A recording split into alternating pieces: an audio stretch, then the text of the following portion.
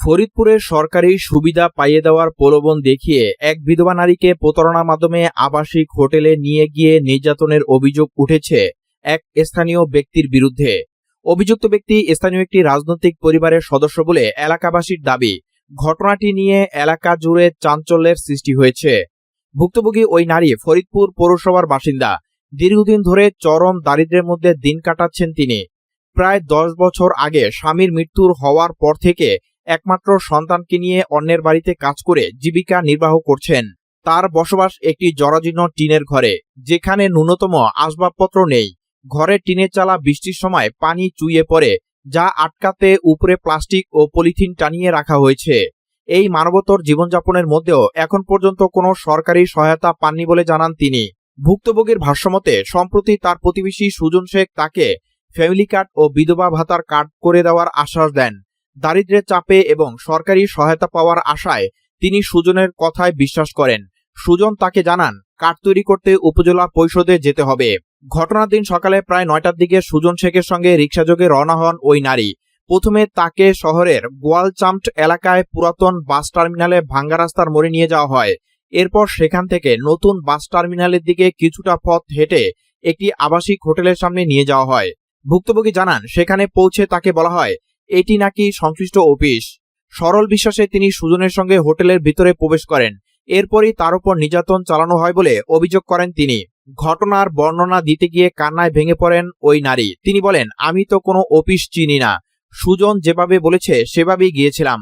আমার স্বামী নেই, সংসারে অনেক কষ্ট, তাই সরকারের সুবিধা পাওয়ার জন্য বিশ্বাস করে তার সঙ্গে গিয়েছিলাম। কিন্তু সে আমার জীবনটাই নষ্ট করে দিল। আমি এর বিচার চাই। এদিকে অভিযুক্ত সুজন শেখ তার বিরুদ্ধে আনা অভিযোগ অস্বীকার করেছেন। তিনি দাবি করেন এটি একটি ষড়যন্ত্র।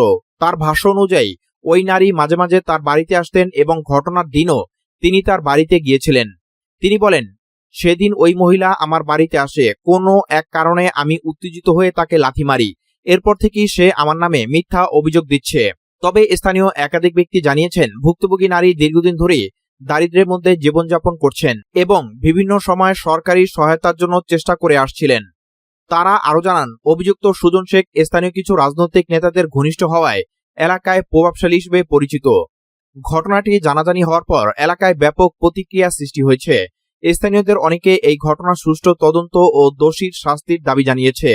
বিশেষ করে অসহায় ও দরিদ্র নারীদের সঙ্গে এমন প্রতারণা ও নির্যাতনের ঘটনা সমাজে উদ্বেগজনক বার্তা দিচ্ছে বলে মনে করছেন সচেতন মহল। এই বিষয়ে সংশ্লিষ্ট প্রশাসনের পক্ষ থেকে এখনো আনুষ্ঠানিক কোনো বক্তব্য পাওয়া যায়নি। তবে অভিযোগের বিষয়টি গুরুত্ব সহকারে তদন্ত করে প্রয়োজনীয় আইনগত ব্যবস্থা নেওয়া হবে বলে প্রত্যাশা করছেন এলাকাবাসী। মানবাধিকার কর্মীরা বলছেন, দরিদ্র ও অসহায় নারীদের টার্গেট করে এ ধরনের প্রতারণা ও নির্যাতন প্রতিরোধে প্রশাসনকে আরও কঠোর হতে হবে। একই সঙ্গে সরকারি সহায়তা কার্যক্রমে স্বচ্ছতা ও সহজপ্রাপ্যতা নিশ্চিত করা জরুরি, যাতে কেউ প্রতারণার শিকার না হন। এই ঘটনায় ভুক্তভোগী নারীর নিরাপত্তা ও ন্যায়বিচার নিশ্চিত করার পাশাপাশি দোষীদের দ্রুত বিচারে আওতায় আনার দাবি জোরালো হয়ে উঠেছে। রাজধানী ধানমন্ডিতে চাচাতো ভাইয়ের বাসা থেকে গত মঙ্গলবার ভোরে সাবেক স্পিকার শিরিন শারমিন চৌধুরীকে গ্রেফতার করা হয়। এদিকে এরই মধ্যে তার জামিন হয়েছে, এমন একটি দাবি সামাজিক যোগাযোগ মাধ্যমে ছড়িয়ে পড়েছে। রিউমার স্ক্যানার টিমের অনুসন্ধানে জানা গেছে, সাবেক স্পিকার শিরিন শারমিন চৌধুরী জামিন পাননি, বরং তার রিমান্ড ও জামিনের আবেদন খারিজ করে ঢাকার একটি আদালত তাকে কারাগারে পাঠানোর নির্দেশ দিয়েছে। এ বিষয়ে অনুসন্ধানে দেশের প্রথম সারির সংবাদ মাধ্যম কিংবা নির্ভরযোগ্য কোনো সূত্র শিরিন শারমিন চৌধুরী জামিনের বিষয়ে কোনো তথ্য পাওয়া যায়নি। পরে প্রাসঙ্গিক কিওয়ার্ড সার্চের মাধ্যমে আলোচিত বিষয়ে একাধিক গণমাধ্যমের সংবাদ বিশ্লেষণে জানা যায়, 2024 সালে জুলাই আন্দোলন চলাকালে রাজধানীর লালবাগ থানা এলাকায় আশরাফুল নামে এক ব্যক্তিকে হত্যার চেষ্টার অভিযোগ করা মামলায় গত 7 এপ্রিল ভোরে রাজধানীর ধানমন্ডির একটি বাসা থেকে ডক্টর শিরিন শারমিন চৌধুরীকে গ্রেফতার করা হয়। পরে ওই দিনই তাকে ঢাকার চিফ মেট্রোপলিটন ম্যাজিস্ট্রেট আদালতে হাজির করা হলে তার রিমান্ড ও জামিন আবেদন নামঞ্জুর করে তাকে কারাগারে পাঠানোর আদেশ দেয় আদালত। শিরিন শারমিন চৌধুরীকে মধ্যরাতে আটক ও গ্রেফতার প্রক্রিয়া এবং আদালতে উপস্থাপনের সময় বিশৃঙ্খল পরিস্থিতি নিয়ে উদ্বেগ প্রকাশ করেছে আইন ও সালিশ কেন্দ্র। বৃহস্পতিবার আসকের সিনিয়র সমন্বয়কারী আবু আহমেদ ফয়জুল কবির স্বাক্ষরিত এক সংবাদ বিজ্ঞপ্তিতে এই উদ্বেগ জানানো হয়। অর্থাৎ জাতীয় সংসদের সাবেক স্পিকার শিরিন শারমিন চৌধুরী জামিন হয়নি তা নিশ্চিতভাবেই বলা যায়। সুতরাং সাবেক স্পিকার শিরিন শারমিন চৌধুরী জামিন হয়েছে শীর্ষক দাবিটি সম্পূর্ণ মিথ্যা। চলতি বছরের প্রথম 3 মাসে সারা দেশে রাজনৈতিক সহিংসতায় 36 জন নিহত হয়েছেন। মব ও গণপিটুনিতে নিহত হয়েছে ৪৯ জন। একই সময় বিভিন্ন ধরনের সহিংসতায় ৬৭০ জন নারী ও কন্যা শিশু নির্যাতনের শিকার হয়েছে। মানবাধিকার সংস্থা হিউম্যান রাইটস সাপোর্ট সোসাইটির প্রতিবেদনে এমন চিত্র উঠে এসেছে। শনিবার গণমাধ্যমে পাঠানো এক সংবাদ বিজ্ঞপ্তিতে এই তথ্য জানায় HRSS। সংস্থাটি জানিয়েছে, দেশের ১৬টি জাতীয় গণমাধ্যমে প্রকাশিত সংবাদ তাদের নিজস্ব তথ্য এবং ফ্যাক্ট ফাইন্ডিং রিপোর্টের ভিত্তিতে ২০২৬ সালে প্রথম ত্রৈমাসিক মানবাধিকার পরিস্থিতির এই চিত্র উঠে এসেছে। প্রতিবেদনে বলা হয়, ৩ মাসে ৬১০টি রাজনৈতিক সহিংসতার ঘটনায় ৩৬ জন নিহত এবং ৪,০৭৮ জনের বেশি মানুষ আহত হয়েছে। এর মধ্যে অধিকাংশ ঘটনা বিএনপির অভ্যন্তরীণ কোন্দল ও বিভিন্ন দলের সঙ্গে সংঘর্ষে ঘটেছে। নিহতদের মধ্যে বিএনপির ২৮ জন, জামাতের ৪ জন, আওয়ামী লীগের ১ জন এবং অন্যান্য রাজনৈতিক দলের ৩ জন রয়েছে। প্রতিবেদনে বলা হয়, ত্রয়োদশ জাতীয় সংসদ নির্বাচনকে ঘিরে ৩ মাসে ৩৯৫টি সহিংসতার ঘটনায় ১২ জন নিহত এবং ২,৫৭৩ জন আহত হয়েছে। এ সময় নির্বাচনকে কেন্দ্র করে ৬০০টিরও বেশি বাড়িঘর, ব্যবসা প্রতিষ্ঠান ও নির্বাচনী কার্যালয়ে হামলা, ভাঙচুর, লুটপাট ও অগ্নিসংযোগের ঘটনা ঘটেছে বলে জানানো হয়। নির্বাচন কেন্দ্রিক সহিংসতায় নিহতদের মধ্যে বিএনপির ৮ জন, জামাতের ২ জন, আওয়ামী লীগের ১ জন এবং একজনের রাজনৈতিক পরিচয় অজ্ঞাত বলে প্রতিবেদনে উল্লেখ করা হয়। সারা দেশে চুরি, ডাকাতি, ছিনতাই, বাকবিতণ্ডা, আধিপত্য বিস্তার, ধর্মীয় অবমাননা সহ নানা অভিযোগে গত ৩ মাসে গণপিটুনি ও মব সহিংসতার ৮৮টি ঘটনায় ৪৯ জন নিহত ও ৮০ জন আহত হয়েছে। একই সময় সংখ্যালঘু সম্প্রদায়ের উপর ২৭টি হামলার ঘটনায় ৩১ জন আহত হয়েছেন এবং মন্দির, প্রতিমা ও বসতবাড়িতে ভাঙচুরের ঘটনা ঘটেছে।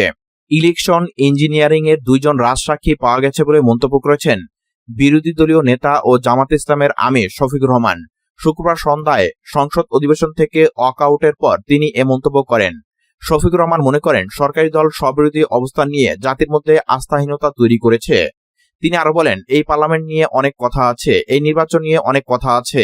নির্বাচনে ইঞ্জিনিয়ারিং এর জন্য অন্তত ২ জন রাজসাক্ষী পাওয়া গেছে, একজন উপদেষ্টা পরিষদের সাবেক সদস্য এবং একজন বর্তমান স্থানীয় সরকার প্রতিমন্ত্রী বিষয়ে বিরোধী দলীয় নেতা বলেন, উনি বলেছেন, আন্দোলন করেছে ছাত্ররা, আমরাও ছিলাম।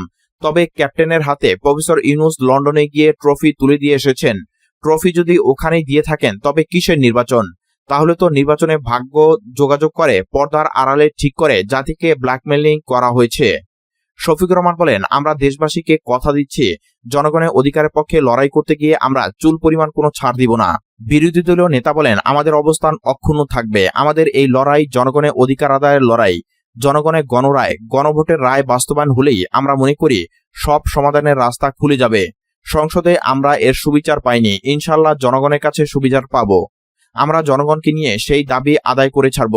গণভোটের গণরায় ৭০% মানুষের রায়কে অগ্রাহ্য করার মানে হচ্ছে গণতন্ত্রকে, জনগণকে অপমান করা।